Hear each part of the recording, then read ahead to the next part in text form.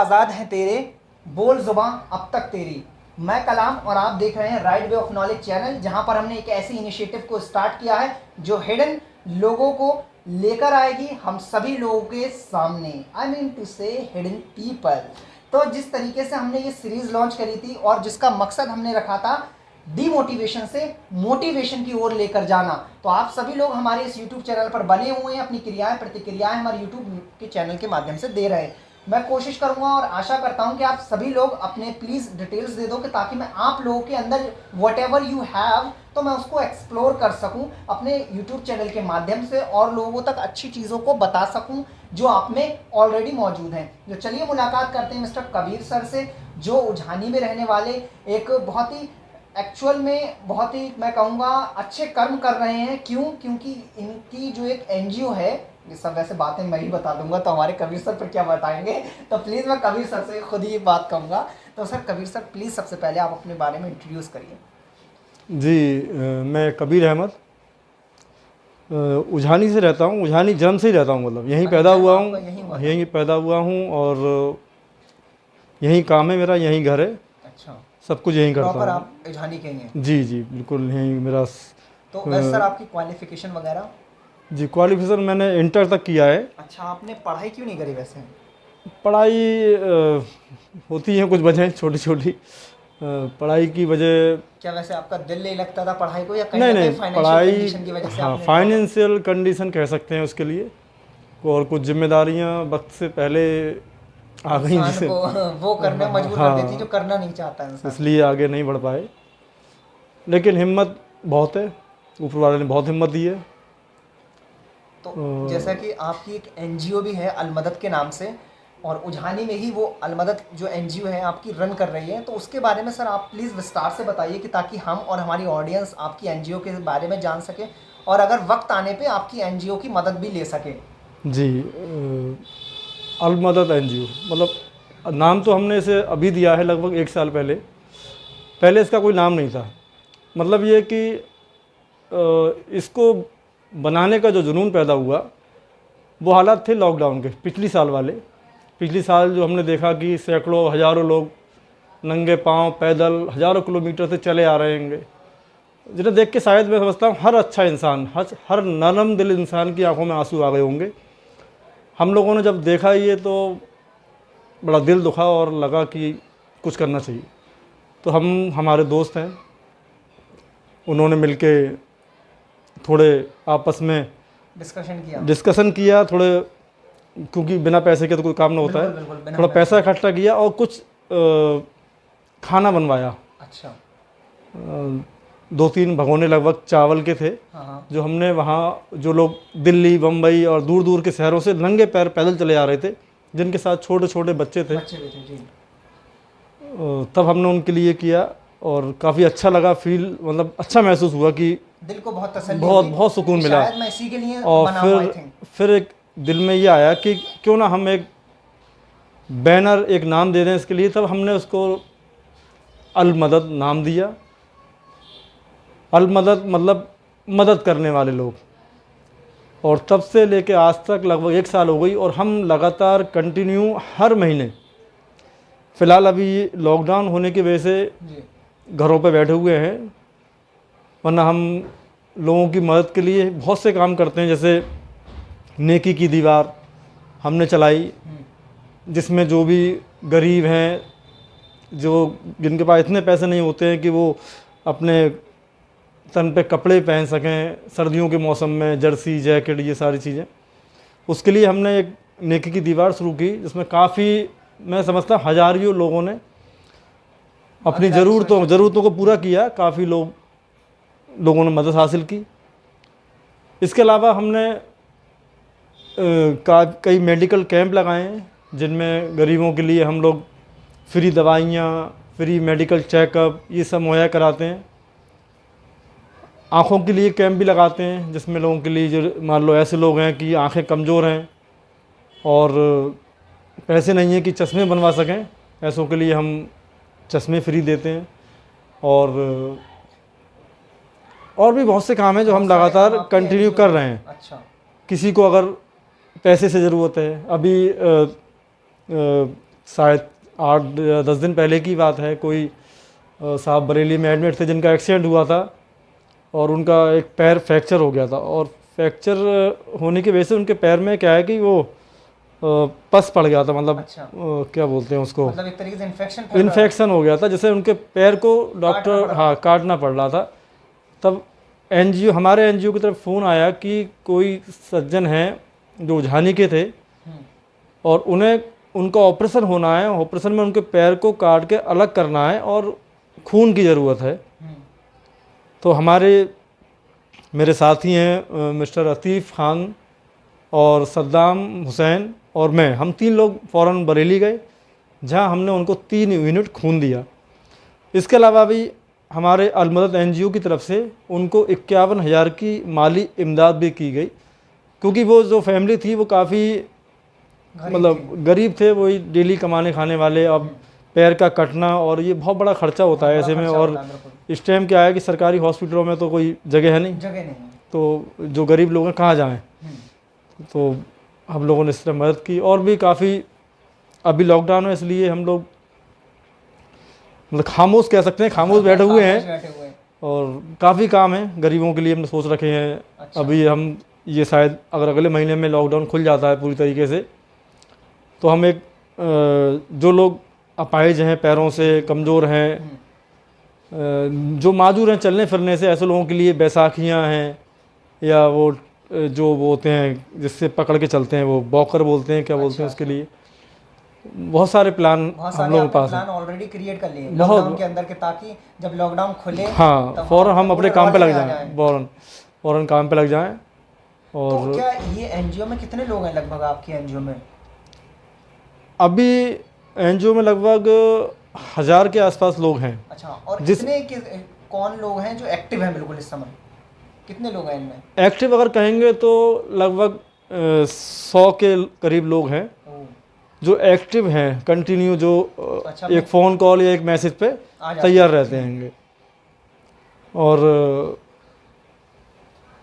मतलब इसमें कोई भी एनजीओ चलाने के लिए या किसी भी संस्था को चलाने के लिए कोई अकेले इंसान के बस की नहीं होती है। सही बात है। इसमें शामिल हमारे लगभग जितने भी मेंबर हैं अलमदद के, उन सब की मेहनत, हिम्मत, ताकत ही है जो हमें आगे बढ़ा रही है, और हम लोग लगातार आगे बढ़ रहे हैं।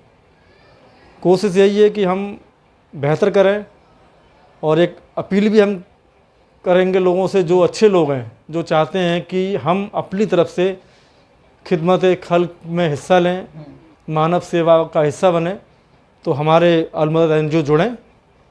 क्योंकि देखो ये एक नॉन गवर्नमेंट ऑर्गेनाइजेशन है, जिसमें गवर्नमेंट का कोई हस्तक्षेप नहीं है, इसमें गवर्नमेंट से किसी तरह की कोई मदद नहीं मिलती है। ये जो भी जैसा भी खर्चा होता है, ये हमारे जो मेंबर हैं अलमदद से जुड़े हुए, वो ही लोग इसमें अपनी इमदाद देते हैं। और शहर के बहुत से अच्छे लोग ऐसे हैं जो चाहते हैं कि उनकी मदद सही लोगों तक पहुंचे। बिल्कुल। तो हमारी कोशिश भी यही है, हम लगातार ये काम कर रहे हैं और करते रहेंगे। अच्छा, आपने शायद और भी काफ़ी चीज़ें करी थी, जैसे नेकी की दीवार, इसके बारे में सर आप क्या बताएंगे? नेकी की दीवार भी तो आपने शायद खोली थी। हाँ, नेकी की दीवार मतलब खोली की इन द सेंस ऑफ आपने एक नेकी की दीवार की शुरुआत की थी। जी, नेकी की दीवार, जैसा कि हम लोग बहुत टाइम से सुनते थे कि वो शायद हमारे कासगंज में भी कई साल से एक नेकी की दीवार लगी हुई है, सुना ही था, लेकिन सभी लोग भी शायद जानते होंगे नेकी की दीवार, है ना? क्योंकि पीलीभीत में भी है नेकी की दीवार, और शायद उझानी में भी है सर, है ना? हाँ, उझानी में अभी सर्दियों के मौसम में लगभग 4 महीने तक नेकी की दीवार रही, जिसमें मैं समझता हूँ कि गर्मियों में तो कोई गरीब भी है तो वो सिर्फ एक बनियान से ही गुजार लेता है, लेकिन सबसे ज़्यादा दिक्कत जो होती है ठंड में होती है, वो सर्दियों में होती है, क्योंकि सर्दी शायद पैसे से भी ख़त्म ना होती है पैसा जेब में हो तो उसके लिए कपड़े होना ज़रूरी है। तो हमने क्या किया कि एक नेकी की दीवार, हम सबसे पहला काम अलमदद का वो नेकी की दीवार ही अगर समझें। अच्छा, उझानी शहर के अंदर, उझानी शहर में पहली बार हमने जो शुरुआत की नेकी की दीवार से की, और उसमें लगभग हमारे कई हज़ार लोग, उससे फ़ायदा पहुंचा लोगों को। अच्छा। काफ़ी लोग कपड़े लेके गए, और सबसे अच्छी बात है कि उसमें देने वाले बहुत थे। अच्छा। मतलब अगर ये कहा एक तुलना की जाए कि लेने वाले ज़्यादा थे या देने वाले ज़्यादा थे, तो कपड़ों को देने वाले नेकी की दीवार तक पहुंचाने वाले ज़्यादा थे, बहुत ज़्यादा थे। लेने वाले कम थे। फिर भी करीब हज़ारों लोग उस लोगों को फ़ायदा पहुंचा। अच्छा, नेकी की दीवार मैं आप सभी लोगों को पहले बता दूं, नेकी की दीवार एक्चुअल में एक नाम भी होता है और एक टाइप की दीवार भी होती है। कुछ लोग दीवार बना देते हैं, तो कुछ लोग दीवार ना बनाकर उसको एक नाम दे देते हैं और उसमें कोई बल्ली वगैरह लगा देते हैं, जहाँ पर आप शायद कपड़े डाल सकते हैं अपने, जी जो भी जी ज़रूरत जी की उसमें चीज़ें क्या आप है कि नेकी की दीवार पर रख सकते हैं। जी जी मैं दिखाऊंगा आपको उस वीडियोस की। नेकी की दीवार में क्या है कि वहाँ एक तो अलमदद का सबसे पहला मकसद है कि ना ही कोई किसी तरह की राजनीति, ना कोई धर्म, ना कोई जाति। अलमदद से जुड़े हुए जितने भी मेंबर हैं, सदस्य हैं, वो हर जाति से होंगे, हर धर्म से हैं, जिसमें हिंदू, मुस्लिम, सिख, ईसाई सभी हैं। क्योंकि हमारा काम है सिर्फ मदद करना, और सामने वाला जिसको मदद पहुंचाई जा रही है वो उसका धर्म क्या है, उसका मजहब क्या है, इससे हमें कोई मतलब नहीं है। सिर्फ हम उस ऊपर वाले की रज़ा के लिए और सिर्फ लोगों को हिदायत करने के लिए, जी मदद करने के लिए। बिल्कुल बिल्कुल, जिन लोगों को जो ऐसे लोग हमारे समाज में मौजूद हैं जो बाकी ज़रूरतमंद हैं। क्योंकि तो सर एक्चुअल में क्या आपकी जो कमाई का ज़रिया है, क्या ये एनजीओ है? क्योंकि आपने खुद ही कह दिया कि एनजीओ से हम नॉन प्रॉफिटेबल एनजीओ है जिसमें हम अपने पैसा खुद ही लगाते हैं। तो सर आप अपने पास से पैसा कहाँ से लाते हैं फिर? नहीं, ऐसा है जैसे कि मैं हूँ, हाँ। तो मेरा क्या है, मेरा एक जनरल स्टोर है। अच्छा। मतलब छोटी सी दुकान चलाता हूँ मैं। आता है थोड़ा बहुत कमा लेता हूँ अल्लाह के करम से, और अपना परिवार भी पाल सकूँ और बाकी खर्चे भी पूरे कर हाँ सकूं। खिदमत खल्क के लिए भी कुछ खर्च कर सकूँ। अच्छा। इसके अलावा हमारे एनजीओ में जो मेंबर हैं, लगभग करीब 150 मेंबर ऐसे हैं जो, मान लो कोई हमें जैसे कि हमने अभी एक बताया था मैंने अभी कि 51,000 की मदद हमने उनके ऑपरेशन के लिए, सादिक भाई हैं, उजानी के रहने वाले ही थे, इनके जो पैर काटा गया उनका, 51,000 हम पे अकेला मैं नहीं दे सकता या अकेले आप नहीं दे सकते। तो हमने क्या किया, अपने जो भी मेंबर हैं अलमदद के, उनसे कहा कि भाई ऐसे ऐसे एक शख्स हैं जिनको काफ़ी गरीब भी हैं, ऑपरेशन होना है लेकिन पैसे नहीं हैं उनके पास। तो माशाल्लाह जो भी हमारे मेंबर हैं अलमदद के, सब ने, हाँ जुड़े हुए हैं, उन सब ने आपस में पैसा इकट्ठा करके उनको मदद पहुंचाई। मतलब काफ़ी हद तक जो आपकी एनजीओ से जुड़े हुए हैं वो फाइनेंशियल कंडीशन में अच्छे हैं, जिसकी वजह से ही 51,000 रुपये आई थिंक राशि हो पाई। हाँ वो तो सब, और सबसे मेन चीज़ क्या है कि कोई भी अच्छा काम अगर जब आप करते हैं तो वो कहते हैं ना कि ऊपर वाला मदद करता है आपकी, तो ये दिल का बड़ा होना ज़रूरी है, ना कि पैसे का बड़ा होना। पैसे का बड़ा होना, क्या बात। बहुत से लोग ऐसे हैं साथ में हमारे जो बहुत बड़ा काम नहीं करते हैं लेकिन तन से साथ लगे हुए हैं, खिदमत कर रहे हैं लगातार। हम लोग अभी हमने ये लॉकडाउन में ही काफ़ी लोगों को राशन बांटा, पिछले साल भी राशन बांटा था, लगातार राशन बांटते हैं। अभी भी अगर कोई आता है मदद के लिए, कोई कॉल फ़ोन किसी भी तरह की मदद के लिए, तो हम लोग भाग के उसको पूरा करते हैं। क्या बात है। एक्चुअल में ऐसा होना भी चाहिए, हर एनजीओ को अपने अथक प्रयास से वो सब करके दिखाना चाहिए जिसके लिए वो बनी है। जी, वरना एनजीओ का मतलब ही क्या होता नहीं है? मकसद यही है, मतलब हर एनजीओ का मकसद ये होना चाहिए कि दूसरों तक मदद पहुंचे लोगों के पास में, ये नहीं पता चले वो अपनी ही मदद कर रही हो एनजीओ बनाकर। हिंदुस्तान के अंदर लगभग 1 लाख से ज़्यादा एनजीओ हैं, और आज क्या है कि मतलब लोगों ने एक बहुत से लोग कहें तो बहुत से लोगों ने धंधा भी बना लिया, धंधा बना लिया, एनजीओ का नाम दे दिया और उससे काफ़ी हद तक अर्निंग कर रहे हैं। हाँ, अपनी जेबें गर्म कर रहे हैं, ये कहें। तो ये चीज़ एक्चुअल में गलत है। एनजीओ हमारे एनजीओ में क्या है, सब पारदर्शी है, कितना पैसा, क्योंकि देने वाले हम ही आपस के लोग हैं, तो जो पैसा हमने दिया वो सामने सबके हैगा, भाई इतना पैसा आपने दिया था, इतना पैसा यहाँ खर्च हुआ, इतना बचा हुआ है। कोई भी कभी भी फ़ोन से लिखित में देखना चाहे, लिखित में कैसे भी देख सकता है उसके लिए कि जो भी पैसा आ रहा है अलमदद के लिए वो कहाँ जा रहा है, कितना बचा हुआ है, किस पे खर्च किया जा रहा है। क्या बात है। अभी कल ही एक साहब थे, उनका फ़ोन आया कि उनकी माता जी जो थी वो, उन्हें कैंसर था। अच्छा। कि वो दवाई के लिए पैसे की ज़रूरत थी। तो अच्छा, हमारे पास थोड़ा बहुत फंड तो रहता ही है अलमदद के जो अकाउंट है उसमें।